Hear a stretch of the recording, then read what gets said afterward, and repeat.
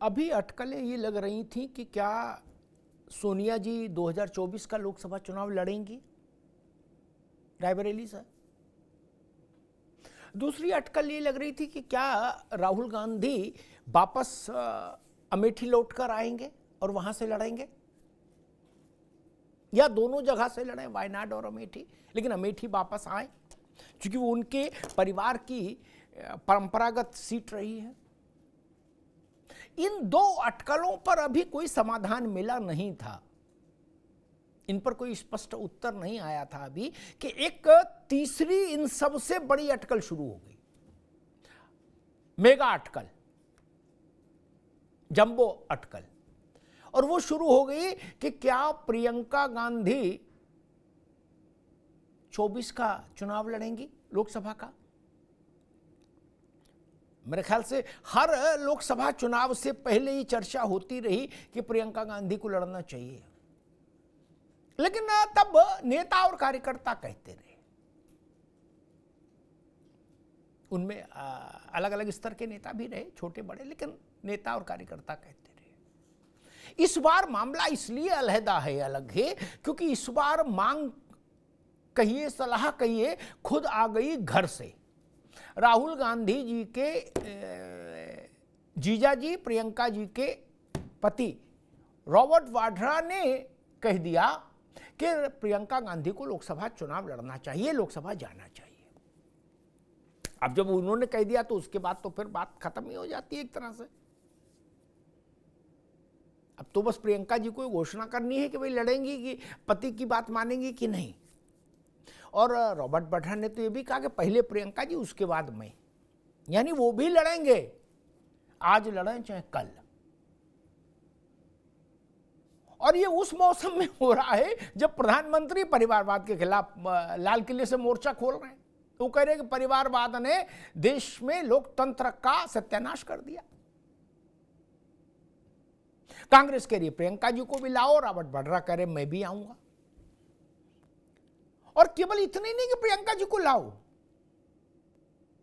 वाड्रा ने तो कहा कि प्रियंका को लोकसभा में होना चाहिए, देश को जरूरत है। शिवसेना उद्धव ठाकरे वाली जो पार्टी है, गुट है, उसने और फूंक मार दी। उसके जो सबसे चर्चित और सबसे मुखर नेता, वक्ता, प्रवक्ता है संजय राउत, उन्होंने कह दिया कि प्रियंका गांधी को बनारस से लड़ना चाहिए मोदी के खिलाफ, मोदी वर्सेज प्रियंका। और उन्होंने कहा कि अगर प्रियंका लड़ जाए बनारस से, काशी से, तो मोदी को हरा सकते हैं। लो जी, कर लो बात। रॉबर्ट वाड्रा ने कहा कि प्रियंका को लोकसभा चुनाव लड़ना चाहिए, और वो कांग्रेस के सहयोगी दल कह रहे हैं कि प्रियंका जी आप बनारस में ही आ जाओ, यही होना चाहिए Dangal, the great fight, the big fight. लेकिन बनारस में प्रियंका को चुनाव लड़ने की सलाह प्रियंका गांधी के करीबियों को भी समझ अच्छी नहीं लगी। प्रियंका जी के सबसे करीबी लोगों में से शुमार हैं प्रमोद कृष्णम, कल्कि पीठाधीश्वर। उन्होंने संजय राउत को कहा कि भाई प्रियंका जी को उद्धव ठाकरे ने न लड़ने बनारस से, वो भी जीत जाएंगे, वो भी मोदी को हरा सकते हैं। जिस अंदाज में संजय राउत ने प्रियंका को सलाह दी, उसी अंदाज में, उसी तंज के साथ, उसी तीखेपन के साथ प्रमोद कृष्णन ने बयाना वापस कर दिया, ये कह के उद्धव ठाकरे को लड़ा लो बनारस से। वो भी तो बड़े नेता हैं। अब आप समझ गए होंगे कि ये जो सलाह आई, इसके पीछे का खेल क्या है। गांधी परिवार में जवाहरलाल जी से लेके और आज तक ऐसा नहीं हुआ कि देश के सबसे बड़े राजनीतिक चेहरे के खिलाफ उस परिवार के किसी सदस्य ने चुनाव लड़ा ना। पंडित जी के समय में भी नहीं, इंदिरा जी के समय में भी नहीं। पंडित जी और इंदिरा जी के समय में तो वही सबसे बड़े चेहरे थे, तो भी ऐसा नहीं हुआ कि उनके खिलाफ विपक्ष के सबसे बड़े चेहरे ने चुनाव लड़ा, ऐसा भी नहीं हुआ। तब अचानक से कांग्रेस जब सबसे बुरे वक्त से गुजर रही हो तब प्रियंका जी को पहला चुनाव लड़ने के लिए बिस्मिल्लाह करने के लिए काशी बता दी। बताइए है कि सीधे पहली बार लड़ो, वो भी मोदी के खिलाफ उतर जाओ। इसीलिए शायद प्रमोद कृष्णन ने कहा कि ना प्रियंका जी क्यों, उद्धव ठाकरे को लड़ा दो, वो भी तो हिंदू हृदय सम्राट हैं, बाला साहब के लड़के हैं, आ जाओ बनारस, बनारस की गलियों में हो जाए मुकाबला। लेकिन मामला रोचक हो गया। क्या प्रियंका लड़ेंगी चुनाव लोकसभा का? और अगर लड़ेंगी तो वो अपनी माता जी की जो कॉन्स्टिट्यूएंसी है रायबरेली, जिसको वो लंबे समय से देखती भी रही, वहां से मोर्चा संभालेंगी, खोलेंगी, या शिवसेना की सलाह को शिरोधार्य करेंगी और बनारस में बाबा विश्वनाथ के दर्शन करके महामुकाबले में उतरेंगी। बड़ा कठिन है डगर पनघट की। काशी का मिजाज कांग्रेस को भी पता है और मोदी के कद का अंदाजा कांग्रेस को भी है, गांधी परिवार को भी है। फिर ये सलाह दी क्यों गई? क्या इस सलाह के पीछे शरारत है? ये भी एक बड़ा सवाल है। क्या प्रियंका चुनाव लड़ेंगी, और लड़ेंगी तो क्या गांधी पट्टी से लड़ेंगी, जिसमें अमेठी, रायपुर, रायबरेली और सुल्तानपुर आता है, जिसको मैं कई बार वेटिकन सिटी ऑफ कांग्रेस भी कहता हूं, वहां से लड़ेंगी, या सीधे देश के सबसे चर्चित चुनाव क्षेत्र यानी नरेंद्र मोदी की काशी, वहां ताल ठोकेगी? ये बड़ा मसला है। मेहमानों साहब का परिचय करा दें। सूर्य प्रकाश मैथिल साहब हैं, भारतीय जनता पार्टी के नेता, मैथिल साहब का स्वागत है। सैफ खान साहब हैं, कांग्रेस के प्रवक्ता, सैफ खान साहब का स्वागत है। कीर्ति निधि पांडे जी हैं, समाजवादी पार्टी के प्रवक्ता, कीर्ति भाई का बहुत स्वागत है। और अमिताभ तिवारी जी हैं, पॉलिटिकल एनालिस्ट हैं और चुनाव की बारीकियों को बहुत अच्छे से समझते हैं। उनका जो अपना एक गणितीय पक्ष होता है, सामाजिक पक्ष होता है, उसके जानकार। अमिताभ जी का बहुत स्वागत। अमिताभ तिवारी जी, आपसे बात शुरू करूंगा, फिर राजनीतिक लोगों के पास जाऊंगा। दो बातें। रॉबर्ट वड्रा ने कहा कि प्रियंका जी को लोकसभा में होना चाहिए, उनकी जगह वहां है, चुनाव लड़ना चाहिए। उन्होंने कहा वो अमेठी से लड़े, सुल्तानपुर से लड़े, जहां से चाहे वहां से लड़े पार्टी, यानी उन्होंने जो वेटिकन सिटी ऑफ कांग्रेस है उसी तरफ इशारा किया, गांधी पट्टी। लेकिन मुंबई से एक बवाले जान वाली सलाह आ गई, बोले बनारस में ताल ठोको, प्रियंका जी को बनारस से लड़ना चाहिए क्योंकि मोदी को हराना है। ये शुभचिंता वाली सलाह है, निपटाने वाली सलाह है। तिवारी जी, क्या लगता है वहां का अंकगणित देख के? देखिए, रॉबर्ट वाड्रा जी तो चलिए उनके पति हैं और उनको उनकी एक ख्वाहिश होगी कि वो पार्लियामेंट में उनकी पत्नी रहें, और हो सकता है कि इस बार अगर सोनिया गांधी अपने हेल्थ रीजंस की वजह से नहीं लड़ती हैं तो उनके सीट से प्रियंका गांधी लड़ें, ये काफी बातचीत चल रही है। या फिर अमेठी, जैसा आपने कहा, राहुल गांधी अगर वहां से नहीं लड़े तो प्रियंका वहां से लड़ सकती है।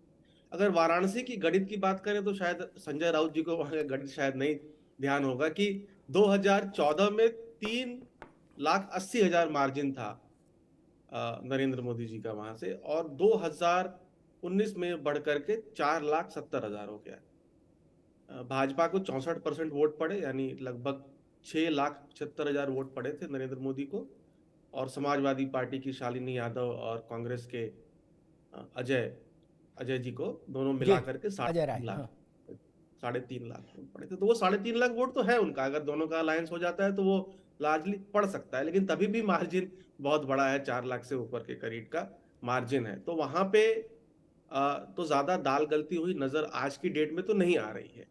और क्या कोई राजनीतिक अपना पहला चुनाव ऐसा रिस्क उठा सकता है कि प्रधानमंत्री के सामने खड़ा हो जाए, और फिर उसके बाद क्या होता है कि उसके बाद फिर आपके करियर पे भी एक क्वेश्चन मार्क उठ जाता है। आपको ध्यान होगा अरविंद केजरीवाल भी वहां से लड़े थे, हालांकि बाद में वो दिल्ली के चीफ मिनिस्टर बन गए, 2 टर्म से बने हैं, उन्हें भी 2 लाख के करीब वोट आए थे।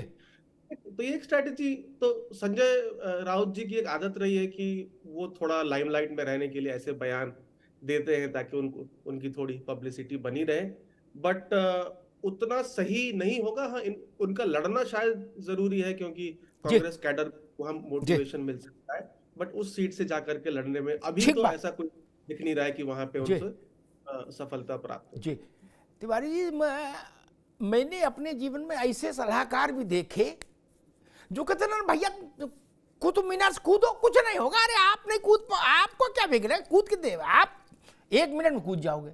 पता लगा भैया कूदे, भैया का स्पाइनल कॉर्ड चली गई। नहीं, ये भी खतरा रहता है।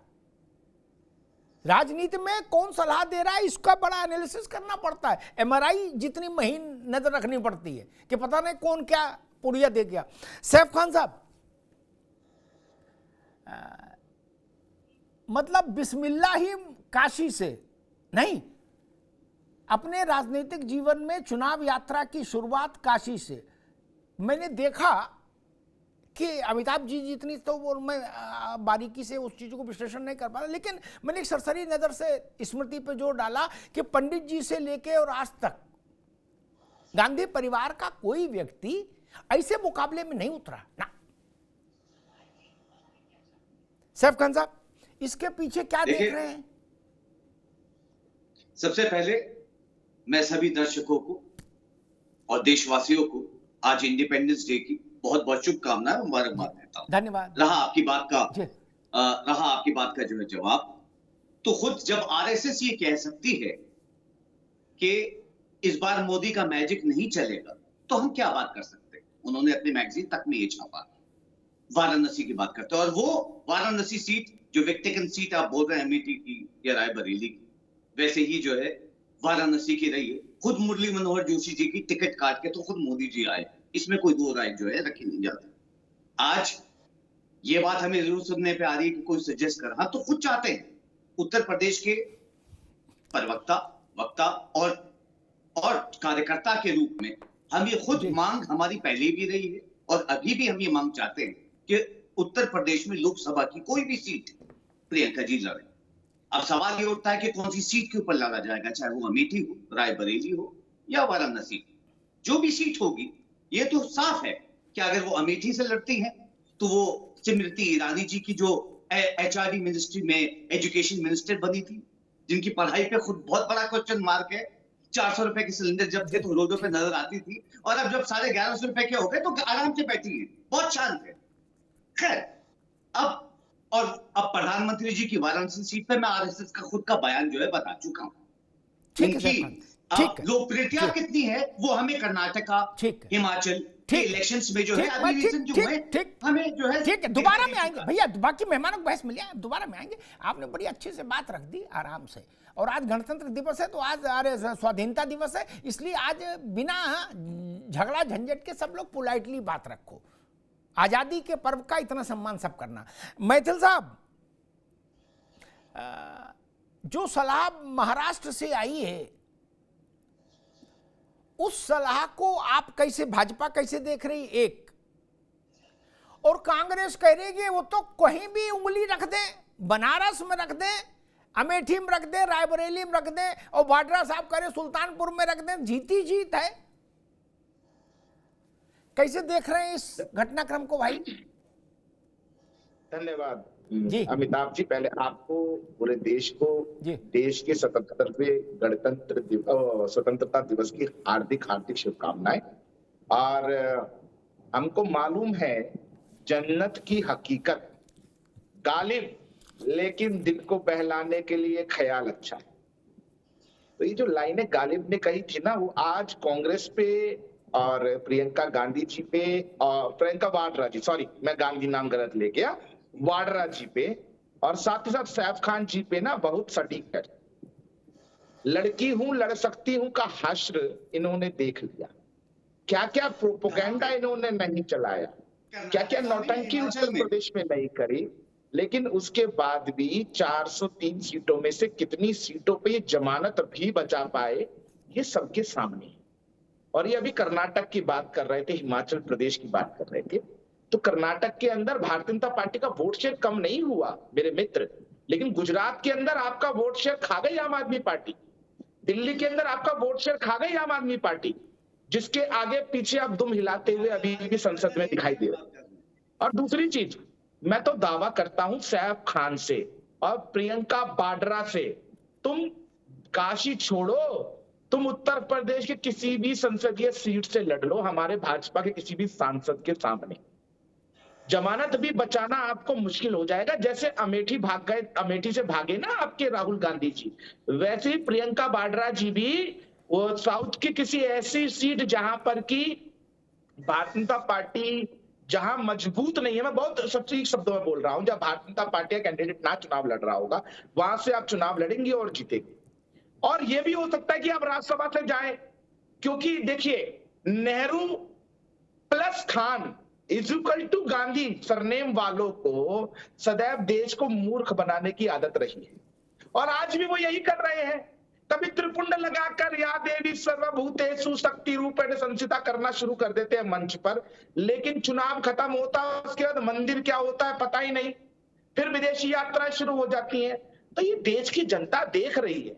आप पॉलिटिकल टूरिज्म कीजिए, खूब कीजिए, लेकिन ये पार्ट टाइम पॉलिटिक्स से आप नरेंद्र मोदी जी को हिलाना तो छोड़िए, उनका एक बाल भी आप बांका नहीं कर सकते, ये मैं आपसे वादा कर रहा हूं। मैथिल साहब अब दोबारा में आते हैं, मैं अभी रुक जाऊं, कीर्ति निधि पांडे के पास चलूंगा। कीर्ति निधि जी, वाड्रा जी ने एक बात और कही, हालांकि वाड्रा की किसी वक्तव्य से आपका कोई लेना देना सीधा नहीं, लेकिन मैं अगर पूछ रहा हूं तो इसका मतलब आपकी पार्टी से कोई मतलब बनता है। उनने कहा कि प्रियंका जी को पहले जाना चाहिए और फिर मतलब मेरे से पहले उनको जाना चाहिए, इसका मतलब मुझे भी जाना है लोकसभा, क्या बस पहले वो। अब वाड्रा जी रहने वाले हैं मुरादाबाद के, क्या अब मुरादाबाद में आपके सांसद हैं, वैसे ही कम है सांसद यूपी में, उसमें मुरादाबाद वाले बेचारे हैं, क्या डॉक्टर साहब, मतलब ये क्या स्थिति परिस्थिति बन रही, संकेत किधर जा रहे हैं एक। और दूसरा बनारस में चूंकि समाजवादी पार्टी भी चुनाव लड़ी और उसने भी वहां अपना उम्मीदवार उतारा, बनारस में प्रियंका गांधी को चुनाव लड़ना चाहिए मोदी के खिलाफ, क्या इंडिया की तरफ से और उद्धव ठाकरे की पार्टी से सुझाव आया। उत्तर प्रदेश में आप इंडिया के चेहरा हैं, ठीक ना भाई, अखिलेश यादव ने वही तो फार्मूला रखा कि जो जहां ताकतवर है वो नेता रहेगा, बाकी उसके पीछे रहेंगे, ठीक। तो यहां इंजन आप हैं, तो इंजन इस सुझाव को कैसे देख रहा है कि काशी में मोदी वर्सेस प्रियंका गांधी?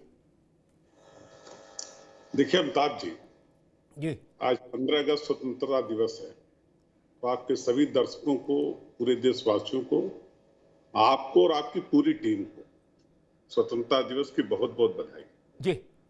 दूसरी बात, जिस मुद्दे पे आज चर्चा है, प्रियंका गांधी जी के पति है रॉबर्ट वाड्रा साहब जी, कांग्रेस की नेता है, कांग्रेस पार्टी का अलायंस है इंडिया में, समाजवादी पार्टी भी उस इंडिया में है, सब एकजुट होकर के इंडिया नाम के अलायंस के साथ। ये आने वाला वक्त तय करेगा कि कौन सी सीट कांग्रेस पार्टी के पास है, कौन सी सीट लोकदल के पास रहेगी, कौन सी सीट समाजवादी पार्टी के पास रहेगी। जो सीट जिसके पास रहेगी वहां से उसका उम्मीदवार चुनाव लड़ेगा। लेकिन इतिहास अगर देखेंगे तो पंडित जवाहरलाल नेहरू के खिलाफ भी डॉक्टर लोहिया चुनाव लड़ते, और जीत और हार में बहुत अंतर नहीं है। जो हार से भयभीत हो गया उसके पास जीतने का मादा नहीं, इसलिए जो हार को स्वीकार करने की ताकत रखेगा वही जीत को भी स्वीकार कर पाएगा। और मैं तो कहता हूं कि प्रियंका गांधी जी, राहुल गांधी अगर उत्तर प्रदेश से थोड़ा बाहर निकलेंगे तो, मैथिली जी बहुत अहंकार की बात कर रहे थे, लेकिन एक बात तो सच है, कर्नाटका में राहुल जी का प्रियंका जी का मुकाबला मोदी जी से हुआ। एक बात तो सच है, राहुल जी का प्रियंका जी का मुकाबला हिमाचल प्रदेश में नरेंद्र मोदी जी के और भारतीय जनता पार्टी के साथ हुआ, और दोनों जगह कांग्रेस पार्टी ने अपना सरकार बनाया। तो लड़ने में के लिए हिम्मत चाहिए, और मोदी अपराजय नहीं। मतलब मैं समझ गया पांडे जी भी उसी लाइन पर सुझाव दे रहे हैं जिस लाइन पर संजय राउत ने दिया। अब ये 10 जनपद को समझना है कि भैया क्या कहूं, सीधे सबसे बड़े इम्तिहान बैठाल दो, क्या कि जो न मानियो ब्रह्म सर तो महिमा मिटे अपार। यहाँ कौन जयप्रकाश और कौन लोहिया और जवाहरलाल है? नहीं ना, आप पहली बार लड़ा दो ताकि मैं समझ गया, मैं समझ भैया, ठीक है। अमिताभ कितने जी उत्तराखंड के मुख्यमंत्री रहे पुष्कर धामी साहब जी, और दोबारा 2022 के चुनाव में विधानसभा का चुनाव हार गए। जी ठीक है। आज फिर मुख्यमंत्री हैं। एक मिनट रुकिए, मैं अमिताभ तिवारी के पास चलूंगा, उसका थोड़ा आ रहा है, मैं आंकड़ा समझ लूं, लेकिन एक बात कह दूं, पुष्कर धामी या उनके जैसे और तमाम लोग वो प्रियंका गांधी नहीं हो सकते। मेरी बात कड़वी हो सकती है, किसी को अच्छी किसी को खराब लगती है, लेकिन मैं मानता हूं कांग्रेस का प्राण तत्व है प्रियंका गांधी, राहुल गांधी। क्या उसके बाद है क्या? उनको धामी से मत तुलना करो। कहां धामी, कहां प्रियंका गांधी? कांग्रेस के लिए पूछो ना जाके। भाजपा के लिए धामी एकमात्र चेहरा नहीं ना, यहां तो दीदी एकमात्र चेहरा है। प्रियंका नारा लगा, अमेठी की आंधी प्रियंका गांधी, मैं बता रहा हूं कोई धामी के लिए नहीं लगा ना ऐसा नारा, इसलिए मैं कह रहा हूं धामी से तुलना हो सकती है। अमिताभ तिवारी, जो सुझाव दिया जा रहा है कि अपराजय नहीं है मोदी, ठीक बात है, कोई अपराजय नहीं होता, सैद्धांतिक तौर पर यह बात ठीक है, ठीक, जब तक चुनाव है तब तक ये तो सिद्धांत के तौर पर ठीक है, लेकिन व्यवहारिक सच अपनी जगह होते हैं। मसला वहां ही खड़ा हो रहा है। ये जो सलाह आ रही है कि नहीं भाई हार के डर से डरो मत, वीर तुम बढ़े चलो, धीर तुम बढ़े चलो, क्या ये सरल इच्छा है, सामान्य इच्छा है? इसके पीछे कोई डिजाइन लग रही है आपको कि प्रियंका जी को सीधे बनारस में उतार दो? नहीं, देखिए थ्योरेटिकली तो सही बात है कि भाई कोई बात नहीं, चुनाव में हार जीत होती रहती है। तो और यहाँ पर समाजवादी पार्टी के प्रवक्ता ने एक बड़ा अच्छा एग्जाम्पल दे दिया, जहां पर उन्होंने कहा कि लोहिया जी जवाहरलाल नेहरू के खिलाफ लड़े थे। यानी इंडिया अलायंस के जो कॉन्ट्रडिक्शन है उसको उन्होंने खुद ही उजागर कर दिया कि जो पार्टी एंटी कांग्रेस प्लैंक पे बनी है, आज वो कांग्रेस के साथ खड़ी होकर के वहां अलायंस करना चाह रही है, पहली बात। दूसरी बात, अगर इतना ही आसान है कह देना कि भाई कोई बात नहीं, हारेंगे तो क्या फर्क पड़ता है, आगे हम जीत सकते हैं, तो अखिलेश यादव जी को वहां से लड़ लेना चाहिए। वो भी पूर्वांचल में समाजवादी पार्टी का अच्छा खासा वजूद है, कांग्रेस से ज्यादा वोट पड़े हैं उनको वहां पर वाराणसी की सीट पे। और हमें ये भी देखना होगा कि कई बार ये स्ट्रैटेजी इसलिए अपनाई जाती है कि किसी एक नेता को एक सीट पर बांध दिया जाए, ठीक है, ताकि वो थोड़े कम रैलीज किसी और सीट पे और राज्यों में कर पाए, ताकि उनका जो प्रभाव है वो कम हो। लेकिन नरेंद्र मोदी के साथ ऐसा होता हुआ तो नजर नहीं आएगा, क्योंकि वहां पे बहुत सारा डेवलपमेंट हुआ है और कोई वो एक सीट पर जाकर खड़े होने वाले तो है नहीं, क्योंकि वो जब दूसरे लोगों को उनके नाम पे वोट पड़ रहे हैं, और ये डेटा है, मतलब हम बातें नहीं कर रहे हैं, सीएसडीएस का डेटा कहता है कि भाई 32% वोट जो है बीजेपी को जो मिलता है, यानी हर 3 वोटर में से 1 वोट जो बीजेपी को करता है वो नरेंद्र मोदी के नाम पे करता है 2019 के चुनाव में, ठीक है। तो यहाँ पे तो ऐसी स्थिति है कि वो दूसरे को वोट दिला रहे हैं, करेक्ट, तो उन्हें वोट दिलाने की तो जरूरत वहां पे नहीं पड़ेगी। हाँ, अब ऐसा कोई पॉलिटिकल सुसाइड कोई नहीं करना चाहेगा, क्योंकि आपने जो एग्जाम्पल दिया कि धामी और प्रियंका गांधी में फर्क है, अगर करियर के शुरुआत में ही, टेक ऑफ में ही अगर कोई ऐसा बड़ा झटका लग जाए तो प्रियंका गांधी के पॉलिटिकल करियर पे, फ्यूचर पे सवाल उठ खड़ा होगा, क्योंकि उन्होंने 2022 के चुनाव में भी बहुत सारी रैलीज करी, अच्छा सपोर्ट मिला, लेकिन कांग्रेस पार्टी को तो जो एक राजा भैया की पार्टी के बराबर या उनसे भी कम सीटें एक्चुअली अगर देखी जाए तो, ठीक है, उनकी 2 है, इनकी 2 है। तो ऐसा कोई पॉलिटिकल सुसाइड करना नहीं चाहेगा, और अगर करे भी तो फिर 2 सीटों पे लड़ना उचित रहेगा, क्योंकि वहां से जो है कॉन्टेस्ट जो है वो इतना आसान नहीं रहेगा। आज भी नरेंद्र मोदी की पॉपुलैरिटी है, कोई भी सर्वे आप देखेंगे तो आज भी प्राइम मिनिस्टरियल रेटिंग में उनका ही नाम सबसे ऊपर आता है। सैफ खान साहब, 2% वोट पर खड़ी है उत्तर प्रदेश में कांग्रेस, क्या? और प्रियंका जी आपका सबसे बड़ी बंद मुट्ठी है, इसमें कोई इनकार नहीं कर सकता। कांग्रेस के नेताओं से बात करिए तो वो कहते हैं भाई साहब राहुल जी को छोड़ो, जिस दिन प्रियंका जी उतर आई ना, हाहाकार मच जाएगा, देश की राजनीति अनुलोम विलोम कर लेगी। नहीं तो जिससे हमको यह अंदाज लगता है कि कांग्रेस के लिए प्रियंका गांधी का मतलब क्या है ना। तो ऐसे में 2% वोट जब जिस वक्त भाजपा कांग्रेस पार्टी के पास है, उस वक्त अपना सबसे बड़ा जो बंद कार्ड है उसको कहां उतार देना? बनारस, जहां तिवारी जी बता रहे कि 64% वोट पिछले चुनाव में मोदी को मिला। सैफ खान साहब, नहीं देखिए, आपने वोट शेयर की बात की, आपने अभी जो है प्रियंका गांधी जी की एक स्पेसिफिक सीट जो है वाराणसी की बात, जबकि खुद मैं अभी आपके चैनल पे बता चुका हूं कि खुद मोदी जी मुरली मनोहर जोशी जी का टिकट काट के आए।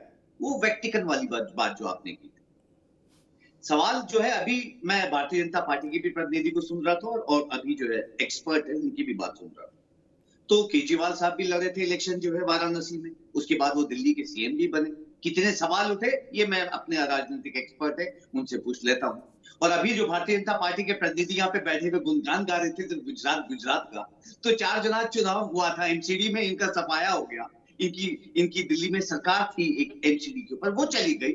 ये जो है बैठे हुए बात कर रहे हैं, हिमाचल में चली गई है ना, कर्नाटका में चली गई, मगर ये गुणगान जो है सिर्फ जो है अपने गुजरात का गाते रहते। बिल्कुल सही बात है कि हमें जो है वहां पे गुजरात में जो है हमारा वोट शेयर जो है कम हुआ, मगर बाकी की जगहों के ऊपर जो है आपका सफाया हो चुका है भारतीय जनता पार्टी का। और इस बार सच्चाई ये कि अगर उत्तर प्रदेश के आप 80 सीटों का अगर आकलन करेंगे, 40 से ज्यादा ऐसी सीटें हैं जहां इंडिया का गठबंधन होने के बाद जो है उत्तर प्रदेश के ऊपर फर्क पड़ेगा।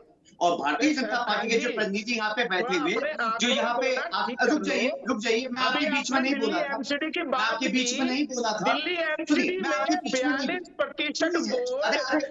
प्रतिशत गिनवाते रहिए को मिला और 15 साल हो गया नहीं हो गया पार्टी ने क्या प्रतिशत आप गिनवाने से आपके प्रतिशत के लिहाज से तो आपके सिर्फ 22 सांसद थे पार्लियामेंट में, लेकिन कांग्रेस को आपका 1% ऊपर तो सिर्फ केवल 2 ही सांसद थे।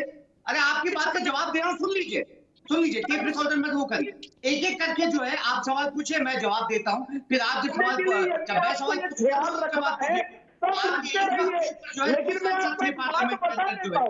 और मोदी जी के ऊपर आरएसएस के ऊपर विश्वास कर रही है, तो इस बार भारतीय जनता पार्टी जीतेगी। आने वाले चुनाव में आपका जो सफाया है वही आप जो है आने वाले लोकसभा चुनाव में पूरे देश में एक जोरदार जवाब जो है वो जनता देगी। ये है सच्चाई। आपकी जमानत 390 सीटों पे खराब हुई, जब्त हुई, उसके बाद भी आप उत्तर प्रदेश तरफ देख रहे हो। आपकी जैसे अब आपकी जब्त हो रही है, जैसे अभी चुनाव में जब्त हुई है ना, हिमाचल में जब्त हुई है। एक मिनट दोनों लोग, मैं बहस को थोड़ा कंडक्ट कर लूं, ठीक है? सैफ खान साहब अभी रुकिए, मैदन साहब अभी रुकिए, मैं आऊंगा आपके पास, अभी रुक जाइए दोनों लोग। एक बात हमेशा ध्यान रखनी चाहिए, 24 में जो चुनाव हो रहा है ना, वो लोकसभा का है। ये बात कांग्रेस और भाजपा दोनों को समझ में है, लेकिन टीवी पर चूंकि मजबूरी होती, मजबूत दिखाना है हर पार्टी को अपने को, ठीक? उसकी तुलना किसी एमसीडी से नहीं हो सकती। यहां करे भाजपा को 42% वोट मिला, हम करे मान लो 0% मिला होता दिल्ली से, तो भी दिल्ली से एमसीडी छोड़ो, दिल्ली के लोकसभा की टैली से भी भारत में शासन कौन करेगा ये निर्धारित नहीं होता। लोकसभा में कौन पार्टी शासन करेगी इसका सबसे बड़ा सिंबल आता है, सबसे बड़ा संबल आता है, इंडिकेशन आता है उत्तर प्रदेश से, ठीक? 80 सीटें। सैफ खान साहब ने कहा कि इंडिया का गठ बन गया वहां उत्तर प्रदेश में, तो उससे बिल्कुल मामला चकाचक हो गया है। इंडिया में क्या बना है कीर्ति निधि जी? समाजवादी पार्टी पहले भी थी, आज भी है, ठीक है ना? 13% वोट बसपा के पास है, वो किसी इंडिया और एनडीए में नहीं, ठीक?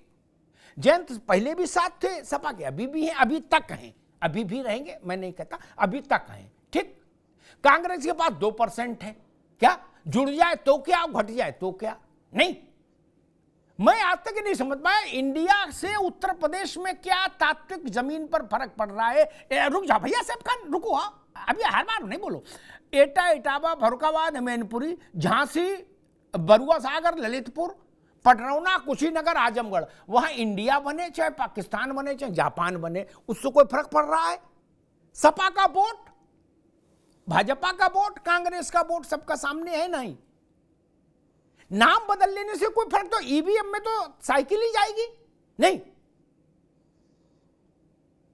अमिताभ जी, पांडे जी जी देखिए अमिताभ जी, अलायंस बनता है, फिर अलायंस का जमीन पे काम होता है, और सभी राजनीतिक दल मिल करके जब अलायंस पार्टनर एक साथ काम करते हैं और मुद्दों के आधार पे 2024 का मैं कई बार कहा, मुद्दों के आधार पे चुनाव हो, और मुद्दों के आधार पे किसान, नौजवान, बेरोजगार, व्यापारी, जो मुद्दे हैं ये जनता के बीच में लेकर के हम लोग जा रहे हैं, और उसका रिस्पांस मिल रहा। और लगातार वोट परसेंटेज समाजवादी पार्टी का भी बढ़ा है।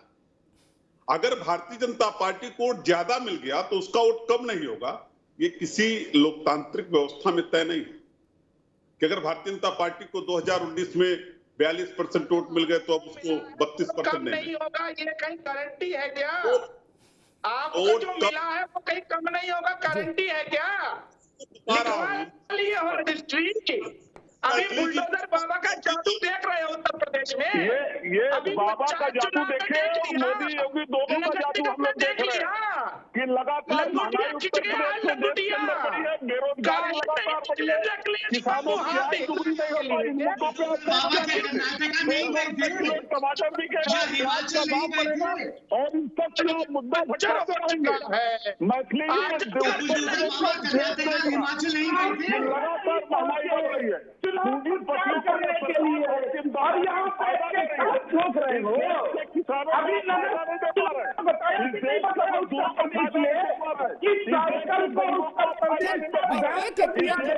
ठीक है। कीर्ति बाबू आपकी बात आई, कीर्ति बाबू आपकी बात आई। सूर्यप्रकाश मैथिल जी एक मिनट मैथिल जी, कीर्ति जी आपकी बात आई। मैथिल जी वो कह रहे, समाजवादी पार्टी कह रही है कि अब की विकट गठबंधन बन गया है, सब लोग एक साथ आ गए, INDIA हो गया है, अब मामला टेढ़ा है।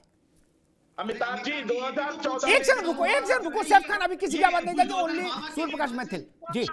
22 में भी हुआ, 23 में भी आप देख लेना, भारतीय जनता पार्टी का कमल खिलेगा 80 में से 79 सीट्स पर, और इनकी सबकी एक किसके लिए छोड़ दी, ये तो बता दो, किसके लिए छोड़ दी? बुआ बबुआ की जोड़ी को उत्तर प्रदेश ने देखा, 2 लड़कों की जोड़ी को उत्तर प्रदेश ने देखा, सब पे कांटा मारा और बाबा के बुलडोजर पे और मोदी जी के विकास पे मोहर लगाई है। जाति आधारित गठबंधनों को उत्तर प्रदेश की जनता ने नकार दिया है। ये दंगाई, भ्रष्टाचारी, आतंकवादियों के समर्थक और भ्रष्ट उत्तर प्रदेश को बेचने खाने वाले लोगों को उत्तर प्रदेश की जनता ने नकार दिया। ये बैठ के कीर्ति निधि पांडे ज्ञान दे रहे हैं। पूछ रहा हूं, नगर निगम में क्या हुआ, पंचायत चुनाव में क्या हुआ? आप छोड़ दीजिए विधानसभा चुनाव की बात, कहां गई समाजवादी? बताइए, उत्तर दीजिए।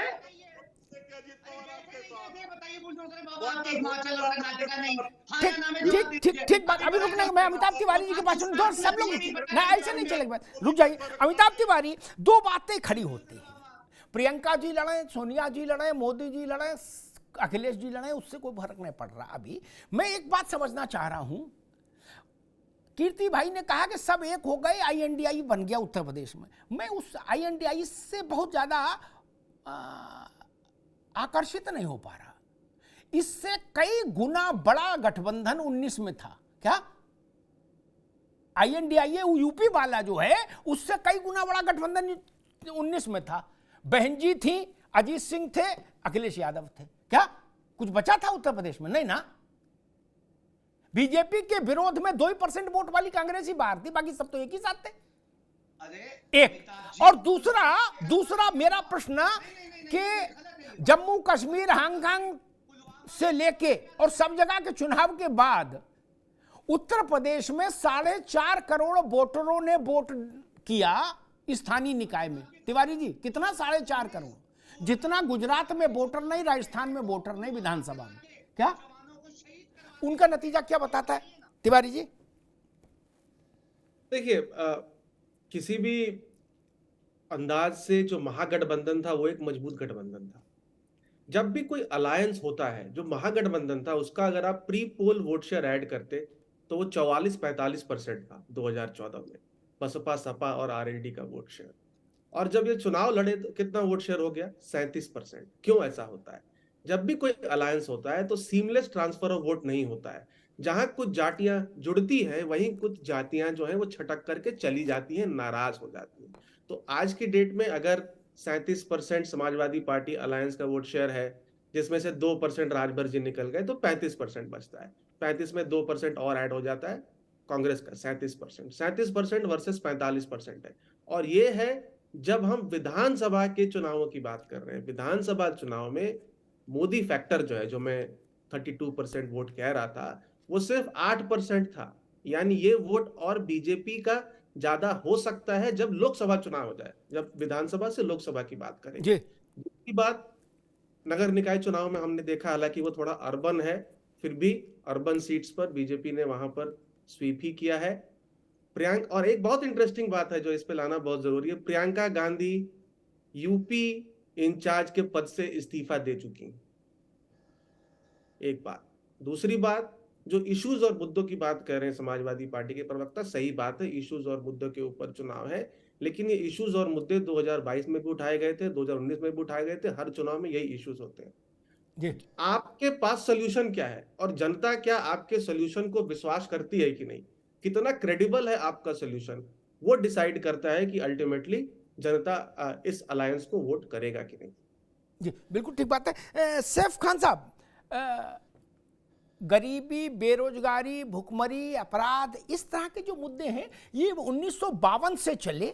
पहला चुनाव जब पंडित जी की अगुवाई में देश ने लड़ा, तब से लेके आज तक, मोहल्ले के चुनाव से लेके और लोकसभा तक के हर चुनाव में ये मुद्दे होते हैं, ठीक ना। 35-36 साल तो हम ही को हो गए देखते हुए, और हर चुनाव से पहले कहा जाता कि अब की मुद्दों पर चुनाव होगा। तो मैं पूछता हूं, पिछले चुनाव क्या बिना मुद्दे को हो गए थे? नहीं ना। ये देखो इंदिरा का खेल, ये सुन लो, नारा कब लगा था? जब बहुत सारे लोग पैदा नहीं हुए थे यहां जो बैठे हैं। क्या ये देखो इंदिरा का खेल, खा गई चीनी, पी गई तेल, तब भी महंगाई मुद्दा था, आज भी है। गरीबी हटाओ कब आया था? ठीक। पानी, बिजली, सड़क, अपराध, ये शिष्टाचार, भ्रष्टाचार, ये सब मुद्दे रहे हैं मित्र। उन्हीं की छाया में चुनाव हर बार हुआ है। तो उत्तर प्रदेश में सबसे बड़ा गठबंधन हुआ था जिसमें अजीत सिंह, मायावती और अखिलेश यादव तीनों थे। उससे बड़ा गठबंधन संभव नहीं, हो नहीं सकता। क्या उस गठबंधन के तहत लड़ने के बाद अजीत सिंह चुनाव हार गए थे मुजफ्फरनगर से। सैफ खान साहब, तो अभी सिर्फ इतना ही तो है कि अखिलेश यादव से कुछ दल बाहर हुए नाराज होके, महान दल बाहर हो गया, राजभर बाहर हो गए, 2% वाली एक पार्टी जुड़ गई, कांग्रेस। चमत्कार कैसे हो जाएगा फिर सैफ खान साहब? नहीं, देखिए, सबसे पहले आपने अभी 2019 का एग्जाम्पल दिया कि वो गठबंधन हुआ था। मुद्दों के ऊपर बिल्कुल चुनाव जो है होता है। आज महंगाई भी मुद्दा है, बेरोजगारी भी मुद्दा है, महिलाओं का अत्याचार भी मुद्दा है, और हर चीज के मुद्दे हैं उत्तर प्रदेश में, हैं तो हैं। मगर 2019 में क्या हुआ था वो हम सब जानते हैं। पुलवामा में जो करवाया गया था, और सतपाल मलिक जी जो गवर्नर है, उन्होंने जो बताया था, उन जवानों को शहीद करवा के जो है वोट शेयर जो लिया गया था। तभी तो कर्नाटका से उस वक्त आवाजें आ रही थी इनकी भारतीय जनता पार्टी के, इनके प्रतिनिधियों की जो है कि अब तो हम ये जीतेंगे ही जीतेंगे। और जाहिर सी बात है, देश को भावुक कर दिया था कि ये देखिए हमने जो है ये बदला लिया है, हम जो ये कर रहे हैं। मुद्दे तो अपनी जगह के ऊपर, मगर देश उस वक्त एक साथ इसलिए हुआ था कि लगा था कि देश के लिए जो है ये सरकार कुछ कर रही है। ये नहीं मालूम था कि ये सरकार करवाने वाली है। सैफ खान फर्क है इन बातों के ऊपर। सप्लीमेंट्री सवाल है, एक सेकंड रुको, एक सप्लीमेंट्री सवाल पूछ ले, एक सेकंड रुक जाओ, एक सप्लीमेंट्री पूछ ले। 19 में पुलवामा हुआ, आपने कहा ठीक, करवाया गया, हुआ। सतपाल मलिक, अव्वल तो सतपाल मलिक ने इस्तीफा नहीं दिया, कुर्सी पर बैठे रहे, ये खराब काम किया, कर छोड़ो। मैं सतपाल मलिक पे पैसे, मैं पूछ रहा हूं 22 में उत्तर प्रदेश का विधानसभा चुनाव हुआ, तब तो पुलवामा नहीं था, तब कांग्रेस कहां रही? प्रधानमंत्री जी ने बोला, सोने प्रियंका जी इंचार्ज थी यूपी की। 22 में विधानसभा चुनाव जब उत्तर प्रदेश में हुआ, क्या हुआ? तब तो पुलवामा नहीं था। नहीं, तब जो है दूसरे मुद्दे 22 में क्या हुआ? अरे बताओ ना क्या हुआ। सुनिए, मैं बता रहा हूं आपको जी। हर चुनाव के ऊपर 2014 से क्यों ना शुरुआत, अच्छे दिन, 15-15 लाख। अरे मैं 22 का पूछ रहा हूं भैया। 22 में प्रियंका जी उत्तर प्रदेश में कमांडर इन चीफ थी। मैं तो आपको कह रहा हूं और पीछे आइए, क्या हुआ? लोकसभा की बात करिए, 2014 से शुरुआत करें, अच्छे दिन, स्मार्ट सिटी। मेरा प्रश्न था, उसका उत्तर आपने नहीं दिया। मैंने पूछा 19 में आपके मुताबिक पुलवामा, मैथिल जी ये कह रहे 19 में पुलवामा ने जिता दिया। मेरा प्रश्न था 22 में क्यों हारे उत्तर प्रदेश में आप, जब प्रियंका गांधी जैसी आपकी सबसे कीमती नेता कमांडर इन चीफ थी राज्य में इलेक्शन कैंपेन की, ठीक, उसके बाद लल्लू को सजा दे दी, प्रियंका जी को बरी कर दिया क्या? जबकि लल्लू बेचारे हर दूसरे दिन जेल गए, इतनी लाठी खाए जितनी कोई नहीं खाया। खैर, अब वो कह रहे अब की नया मुद्दा लाए हैं हम लोग और इस बार बीजेपी के लिए मुश्किल पैदा कर देंगे।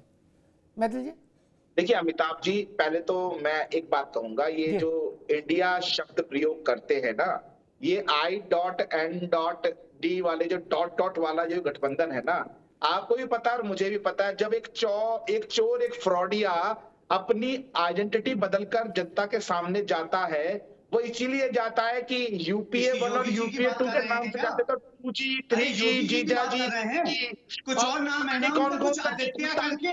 नहीं, योगी जी की बात कर रहे हैं, किसकी बात कर रहे हैं, पहले साफ कर देंगे। योगी जी की बात कर रहे हैं क्या? ये उत्तर प्रदेश के मुख्यमंत्री की बात कर रहे हैं, उनका असली नाम तो कुछ और है। अरे असली नाम तो कुछ और है, बोलिए ना नाम क्या है? आदित्य है, कुछ और नाम है, या बिहार में कुछ और नाम है? आपकी देशद्रोही मानसिकता मैं तो प्रदेश के मुख्यमंत्री का पूछ रहा हूं, तो कहते हैं मुझे लगता है जो डेप्यूटी शुरू होगी जवाब नहीं मिलेगा जो करती है, क्योंकि मैंने इनकी सबूत के ऊपर हाथ रख दिया, इसलिए जो है कुछ टेप रिकॉर्डर ऑन चलता रहेगा। अरे बताइए ना, जिनको यही योगी के नहीं है, उत्तर प्रदेश जनता ने आपको नकार दिया, योगी भी नहीं है, आपने झूठ बोल कर आपके खुद के मुख्यमंत्री मुख्यमंत्री की बात कर रहे हैं। साल तक अपनी गारंटियां पूरी नहीं कर सकते। एक सवाल पूछा जो है मैं पूछता हूँ, या टेप रिकॉर्डर। ठीक है, दोनों लोग रुकिए, सैफ खान साहब रुकिए, कीर्तनिधि जी रुकिए, आप भी, मैथिल साहब आप भी रुकिए, मैं कीर्तनिधि जी के पास जाऊंगा। कीर्तनिधि जी, जो गांधी पट्टी है ना, वहां सोनिया जी लड़ी हो, रायबरेली से, अमेठी से राहुल जी लड़े हो, इलेक्शन इंचार्ज प्रियंका जी रही हो, चाहे सैफ खान रहे, लेकिन हकीकत ये रही, ये बड़े चेहरे हैं, ये जीत भी गए कभी वहां, लेकिन बहुत मुलायम सिंह के समय से वो स्थिति आ गई थी कि विधानसभा में इन तीनों जिलों में कांग्रेस का डब्बा गोल कर दिया था। कुछ अधिकांश सीटें सपा ले गई और कुछ बाकी बची सो भाजपा ले गई। क्या ये सच था? जिसको गांधी पट्टी कहा जाता है कि वहां हमारा सूर्यास्त नहीं होगा, वहां की स्थिति ये हो गई थी, नगर पंचायत, नगर पालिका, विधानसभा तीनों साफ हो गए थे। नहीं, वो तो मुलायम सिंह जी हमेशा एक मर्यादा ये रखे कि भाई राहुल गांधी और सोनिया गांधी के खिलाफ कोई उम्मीदवार नहीं उतारना है, और सपा के नेता कहते थे कि हम जिता देते हैं इनको, हम जिस दिन खड़े हो जाएंगे उस दिन हार जाएंगे। ये स्थिति थी, नहीं थी क्या? देखिए अमिताभ जी, विधानसभा चुनाव में ये सच है कि समाजवादी पार्टी उन जनपदों में भी बड़ी ताकत के साथ उभरी और चुनाव जीतती रही,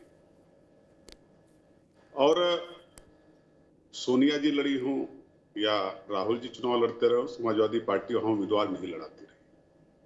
इस बार तो अलायंस है, और भारतीय जनता पार्टी के साथियों को अब इंडिया कहने में भी तकलीफ है। इंडिया कहने में भी इन लोगों को तकलीफ है। देश के प्रधानमंत्री को भी इंडिया कहने वो इंडिया बता रहे हैं, कभी घमंडिया अलायंस बता रहे हैं। अरे आरएसएस वालों से क्या उम्मीद कर सकते हैं आप, जो 55 साल तक देश का झंडा नहीं लहराते अपने दफ्तरों में,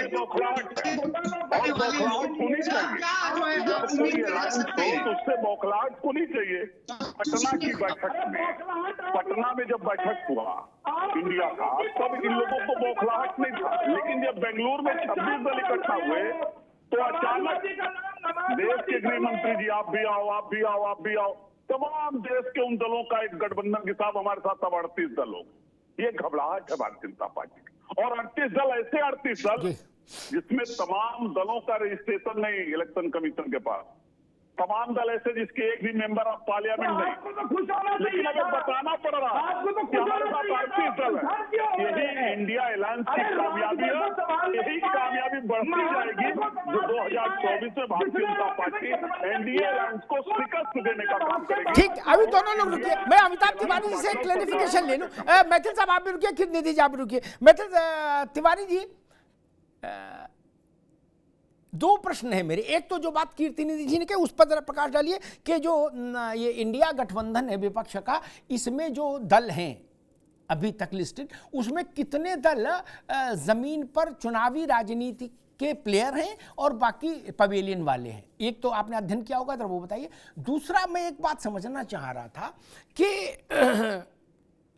भाई 22 का चुनाव उत्तर प्रदेश की अगर हम बात करें, क्योंकि प्रियंका जी का उत्तर प्रदेश से लड़ने की बात है और वाड्रा साहब मुरादाबाद से लड़ेंगे हैं, क्योंकि वहीं उनका घर है। तो उत्तर प्रदेश में 19 हम मान ले पुलवामा, जैसे कांग्रेस करी, चलो उनकी मन की मान ली। 22 में तो कोई बामा नहीं था, ना पुल था ना बामा था, नहीं। वही मुद्दे थे जो कीर्ति बाबू बता रहे, ये सैफ खान बता रहे, महंगाई, बेरोजगारी, सड़क, गड्ढा, पानी, बिजली, कटिया, अन्ना पशु, फसल का दाम, यही सब मुद्दे थे तिवारी जी ना। तब स्थिति क्या बनी? कैसे झुठला दें उसको? वोट तो वही आदमी डाल रहा है, वही निकाय में डाल रहा, वही पंचायत में डाल रहा, वही विधानसभा में डाल रहा, वही लोकसभा में डाल रहा, कि दूसरा आदमी आएगा डालने? तिवारी जी जी, अगर एनडीए और इंडिया अलायंस की बात करें तो एनडीए में जो पार्टीज हैं, ऑफ कोर्स उसमें भाजपा का जो टोटल वोट शेयर और सीट है वो 90% है, यानी भाजपा ही मुख्य दल है। 332 सीटों में से 303 सीटें तो भाजपा की ही हैं, और बाकी 4-5 दल ही हैं जो थोड़े मजबूत हैं, जिसमें Shiv Sena, NCP, Ajit Pawar faction, LJP, AIADM के 4-5 दल हैं मजबूत। वहीं पर जो इंडिया अलायंस है वो ज्यादा रिप्रेजेंटेटिव जरूर है, क्योंकि उसमें दल जो है वो काफी राज्यों से हैं और वहां बड़े बड़े दल हैं, लेकिन वहां का लीडर जो है, जो कि कांग्रेस पार्टी आज के डेट में अगर उसको माने तो उसकी सीटें जो है वो 1/3 ही है। तो दोनों के प्लस और माइनसेस हैं कि वहां एक लीडर कमजोर है, यहाँ एक लीडर मजबूत है। अब दूसरी बात आ गई 2022 की, तो 2022 का जो चुनाव है, अब उस पर अगर हम उसको एनालाइज करें तो उसमें 2-3 कंक्लूजन निकाल सकते हैं, बहुत सिंपल। या तो ये मुद्दे थे ही नहीं, इसको बनाया गया एक ही मीडिया क्रिएशन था, पॉसिबल। या तो पब्लिक जो समाजवादी पार्टी अलायंस सॉल्यूशंस दे रही थी, ओपीएस वगैरह जो भी उनके स्कीम्स उन्होंने अनाउंस किए थे, उस पर जनता को विश्वास ही नहीं हुआ। या ये मुद्दे थे लेकिन पब्लिक को ये लगा कि अभी भी भाजपा ही वो पार्टी है जो इन मुद्दों को सॉल्व कर सकती है, given the track record of the last 5 years. यही 2-3 इस पे हम कंक्लूजन निकाल सकते हैं। और अगर सैफ जी ने सही बात करी कि 2014, 19, 17, 22 सब में अलग अलग नैरेटिव था, लेकिन कहीं ना कहीं विपक्ष को यह भी सोचना होगा कि पब्लिक जो है वो भाजपा की नैरेटिव को क्यों एक्सेप्ट कर रहा है और आपकी नैरेटिव को नहीं। तो इसका मतलब है या तो आपकी नैरेटिव कमजोर है या तो आपको उस नैरेटिव पर ही तिवारी जी एक मैं ऐसी बात कह दे रहा हूं जिसके बाद उसकी काट संभव नहीं। नहीं सैफ खान, अभी रुकना होगा, उसकी काट संभव नहीं किसी के लिए। मुद्दे बाकी छोड़ो, कीर्ति बाबू आप भी सुनो, ये काम आएगी बात। मुद्दों पर भ्रम हो सकता है, उनकी थीसिस अलग हो सकती है, लेकिन रुपया तो सबको समझ में आता है। तिवारी जी बोलो हाँ, अनपढ़ से अनपढ़ भी पैसा तो जानता है, जिसने स्कूल का मुंह नहीं देखा वो भी पैसा जानता है क्या? मोदी, कीर्ति बाबू हाँ बोलते रहेगा, मोदी सरकार दे रही थी किसानों को 6,000, 8,000, 12,000 जो भी, ठीक, किसान निधि 2-2 हज़ार वाली, ठीक। राहुल गांधी ने क्या किया? बारछंग 72, क्या हम 72,000 देंगे, लो कर लो बात, क्या ये 12 दे रहे हम 72 देंगे, आ जाओ बाहर, 12 के मुकाबले 72, 12 के मुकाबले 72। अब ऐसा कौन बुड़बक होगा तिवारी जी उत्तर प्रदेश ने पूरे देश दुनिया में, जिसको ये ना पता कि ज्यादा 12 होते कि 72, क्या? और 12 6 गुना पैसा मिलेगा, 72। इसकी मुनादी आप छत पे खड़े होकर कर दो, आपका घर इतना भीड़ लग जाएगी कि आर्मी बुलानी पड़ेगी। कांग्रेस को वोट क्यों नहीं मिला 72,000 रुपया की गारंटी देने के बाद? ये जरा तिवारी जी बता दो मुझे।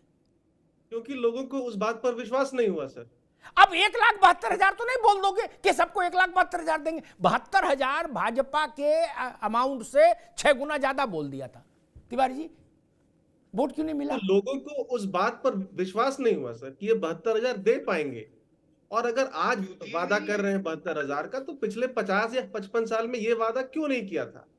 दिया नहीं है क्या देश में? ठीक, 18,000 कर लेते। ठीक बात।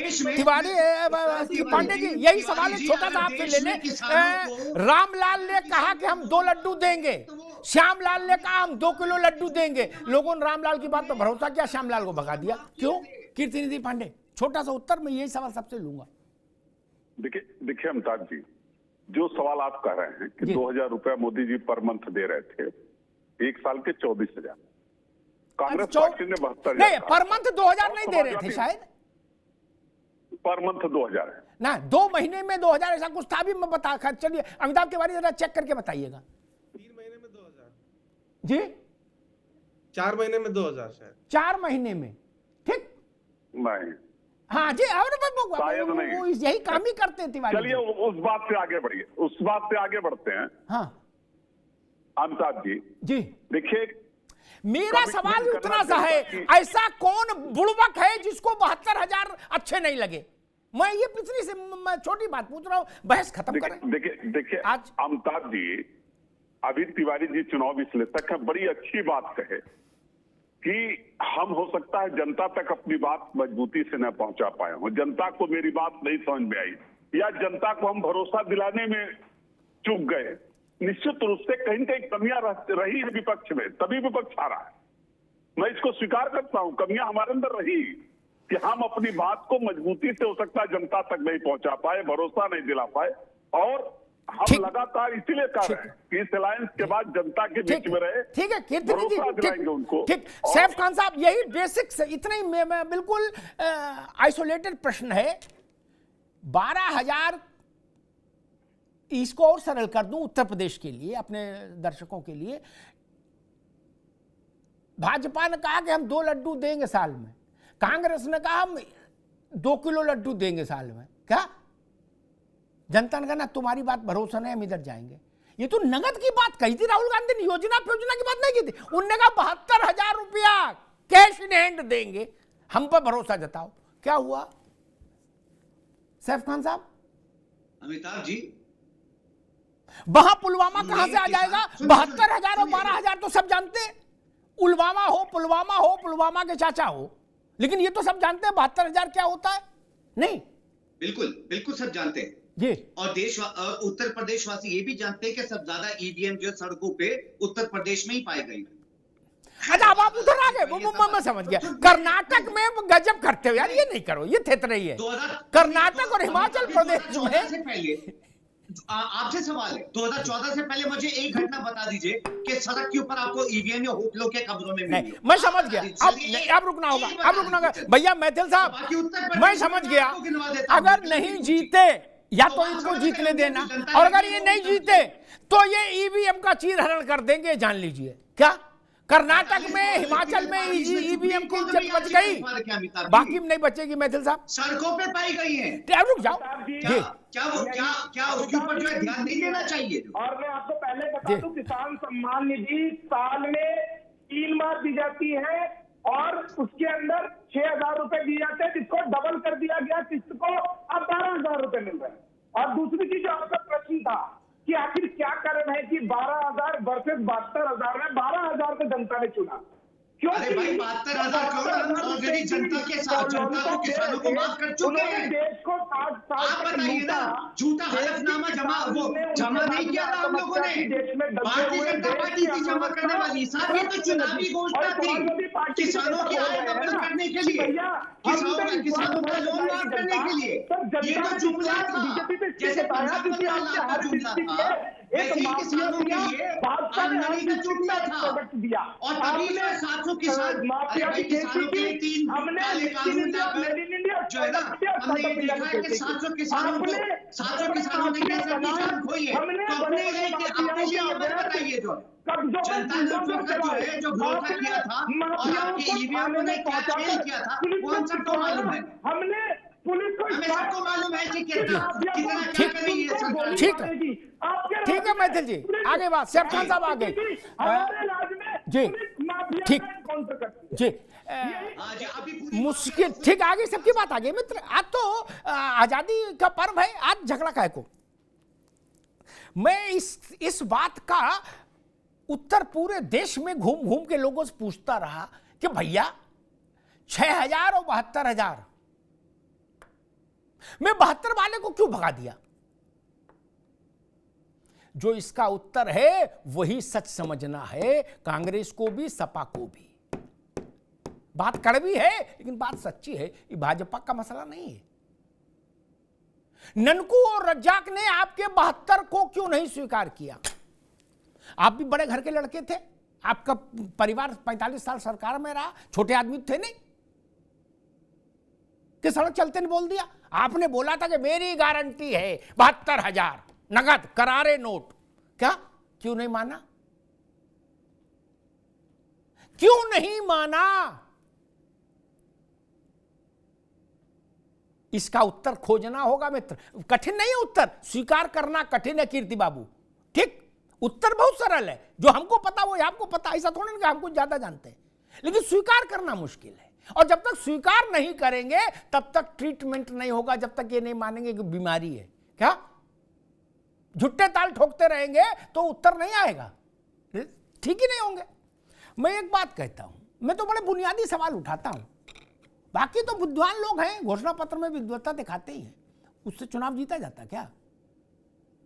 घोसी में चुनाव हो रहा है, अब ये मत कहना ईवीएम आ गई सीवीएम आ गई। ठीक, घोसी में चुनाव हो रहा है कीर्ति बाबू, पूरे INDIA के साथ, दलबल के साथ वहां लड़ जाइए, लड़ रहे हैं चुनाव। आप मेरे ख्याल से लड़ रहे होंगे, सुधाकर बाबू को चुनाव में उतारा ही आपने क्या? इधर से दारा सिंह है, आप ही घर से गए हैं। ठीक, हम दुनिया की कहानी छोड़ते हैं, पुलवामा 1914 1857 से सब छोड़ो कहानी। घोसी को टेस्ट केस मान लेते हैं, पूरी यूपी के लिए न से पूर्वांचल के लिए तो मान ही लेंगे। नहीं, गठबंधन के बाद लड़ रहे हैं ना, मुंबई की बैठक के बाद घोसी का चुनाव हो रहा है, और आप कह रहे हो कि मुंबई में एनर्जी मिली है असली। क्या तो वो एनर्जी घोसी में दिखनी चाहिए? नहीं, हम घोसी में को एक थर्मामीटर का टेस्ट केस मान लेते हैं। कांग्रेस की भी खुशफहमी गलतफहमी जो भी फहमी है वो दूर हो जाएगी, भाजपा की भी हो जाएगी। नहीं कीर्ति बाबू, इसमें तो बुरी बात नहीं कह रहा ना, ये तो ईमानदारी की बात कह रहा हूं। क्या फिर थेतरे ही नहीं करने दूंगा घोसी के परिणाम के बाद? क्या 5 तारीख को वोट है, बहुत लंबा भी टाइम नहीं। आजमगढ़ क्यों हारे? बोले दिस हो गया, दैट हो गया। अरे भाई हारे के हारे। रामपुर क्यों हारे? बोले इसलिए हार गए, वैसे हार गए, गली बंद कर दी, गली में बैरियर लगा दिया, वहां आदमी नहीं जा पाया। आजमगढ़ में तो खुला घूम रहे थे सब, वहां क्या हुआ? और एक बात हमेशा समझिए, आप ईवीएम को पार्शली अच्छा और बुरा बताएंगे तो आप हास्य के पात्र बनते हैं। क्या बोले कर्नाटक ईवीएम परमम पवित्रम, हिमाचल बोले ईवीएम सुपर परमम पवित्रम, बोले उत्तर प्रदेश बोले ईवीएम अपवित्रम, ईपी ईवीएम पापी हम। ये नहीं चलेगा ना, ये थेतरई है। दिस इज कॉल्ड थेतरई इन बिहार। कीर्ति बाबू, भोजपुरी में इसको थेतरई बोलते हैं। क्या? और कुछ लोग इसको बकलोली भी बोलते हैं। ये नहीं चलता, जनता फेडअप है। या तो कह दीजिए कि भाई ईवीएम से हमारी भी सरकार बने, हम नई सरकार में जाएंगे, हम ईवीएम नहीं चाहते। क्या इस्तीफा दे तो सब लोग? नहीं दोगे ना। बोले जहां जीतेंगे वहां ईवीएम के नाम का सिंदूर लगाएंगे मांग में, बाकी जगह नहीं। तो ऐसे तो नहीं चलेगा, ऐसे नहीं चलेगा भाई। इसमें भाजपा का मसला ही नहीं। ऐसी थेतरे भाजपा करे, ये भी रपटा दिए जाएंगे। ये कुछ सातवें आसमान से थोड़े ना आए, ये भी भगा दिए जाएंगे। लोगों ने इंदिरा गांधी को बैरंग कर दिया, बाकी कोई क्या लाया? सैफ खान साहब, ये तो पता ही है। और इस बात का काट कोई ढूंढ लाए, शशि थरूर सबसे पढ़े लिखे आदमी, उनकी भी ड्यूटी लगा दीजिए कि भैया बाहर 6,000 रुपया पर आदमी मोहित हो गया और 72,000 वाले को ठुकरा दिया। ऐसा कोई बीतरागी है क्या दुनिया में? नहीं ना। क्यों? इसका उत्तर खोजो, भाषणों में नहीं मिलेगा उत्तर।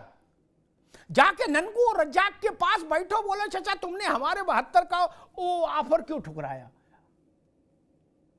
पूछो ना जाके। वो जो उत्तर आए वो राहुल गांधी को बताओ, अखिलेश जी को बताओ, मायावती जी को बताओ। वहां कोर्स करेक्शन करना होगा। भाजपा को खरी खोटी चार ज्यादा सुना लो, उससे भी आपकी विजय का रास्ता नहीं खुलेगा। मतलब इनको और चार खरी खोटी सुना लो, उससे क्या फर्क पड़ता? वोट तो जनता को देना है ना। किसी पार्टी के कार्यकर्ता इतने तो है नहीं अमिताभ जी कि वो किसी पार्टी की सरकार बनवा दे। वोट तो कॉमन आदमी ही सरकार बनवाएगा। कॉमन आदमी ने, अरे आजकल कीर्ति बाबू, छोटा सा बच्चा जो गोद में होता है ना, अब बुआ आए, बुआ जादने को जब हो तो 10 रुपया जब उसके हाथ पकड़ाती हैं, जो बच्चा अबोध है वो भी रुपया नहीं छोड़ता, अम्मा को भी नहीं देता, ऐसे मुट्ठी बंद कर लेता है ना, कर लेता है ना। तो रुपया नहीं पहचाना आपके लिए तो क्या पहचानेंगे? आपकी फोटो।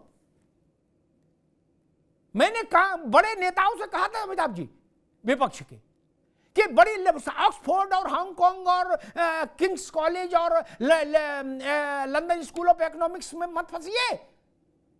इस बात का जमीन पर आकलन कर लीजिए कि आपके 72,000 को क्यों ठुकराया।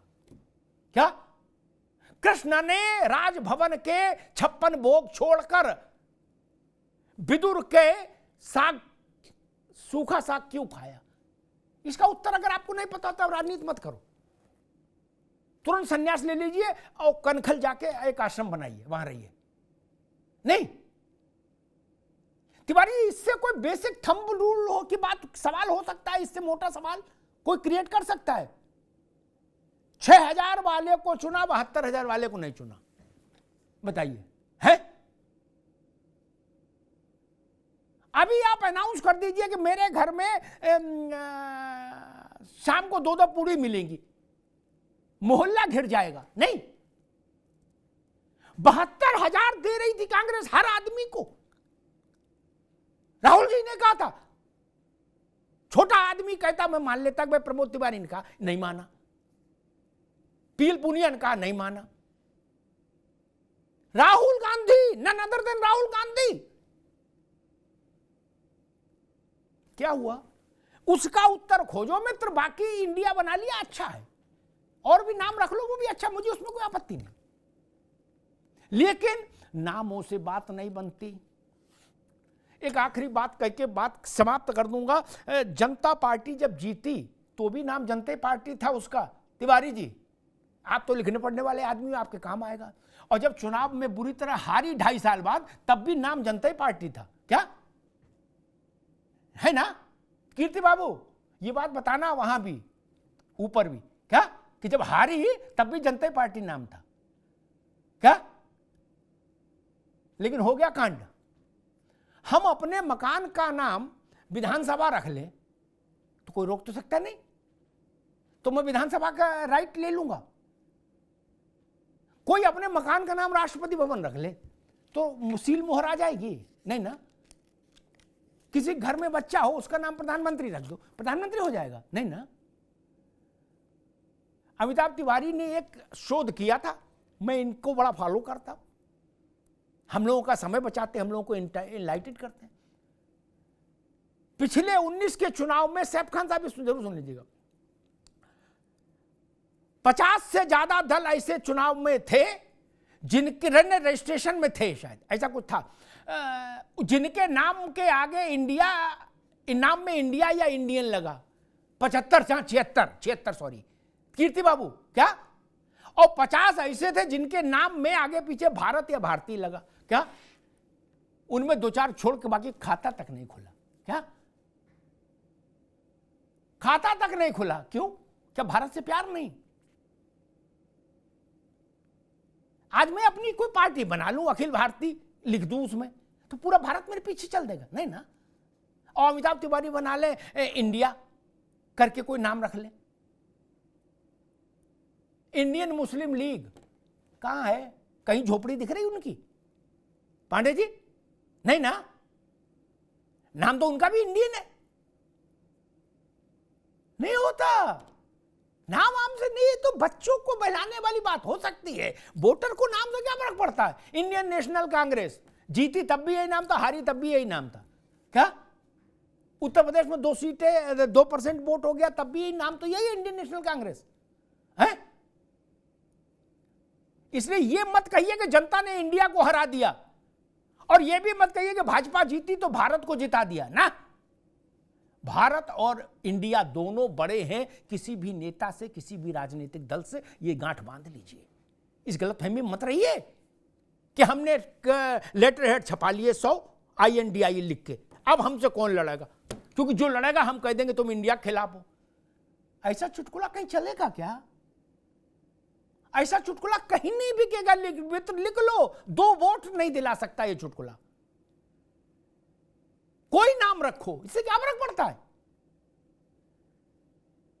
इंदिरा गांधी हराई गई, इंदिरा गांधी जिताई गई इमरजेंसी के बाद, ठीक। भारतीय राष्ट्रीय कांग्रेस और भारतीय जनता पार्टी और भारतीय जनसंघ और भारतीय जनता पार्टी और जनता पार्टी इसमें वोट नहीं होता। जितनी जल्दी ये बात समझ लेंगे उतना अच्छा होगा। हाँ, देश को प्रतीक्षा रहेगी कि कांग्रेस अपने सबसे बड़े जिसको करिश्माई नेता मानते हैं, राहुल गांधी से भी बड़ा करिश्माई नेता प्रियंका गांधी, उनको कहां से चुनाव में उतारती है। और क्या संजय राउत की सलाह शुभकामना के साथ आई है, या चढ़ जा बेटा सूली पर भला करेंगे राम, इस थ्योरी के तहत आई है, ये भी देखना होगा। धन्यवाद।